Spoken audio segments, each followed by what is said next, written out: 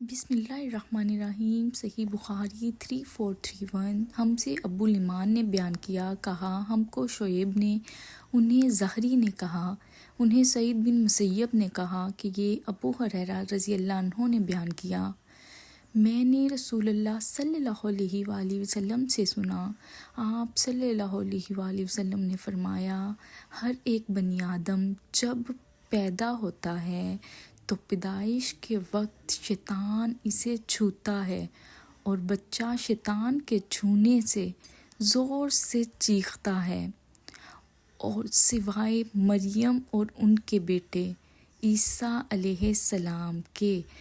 پھر ابو ہریرہ رضی اللہ عنہ نے بیان کیا کہ اس کی وجہ مریم علیہ السلام کی والدہ کی دعا ہے کہ اے اللہ، میں یعنی اسے، مریم کو اور اس کی اولاد کو شیطان الرجیم سے تیری پناہ میں دیتی ہوں۔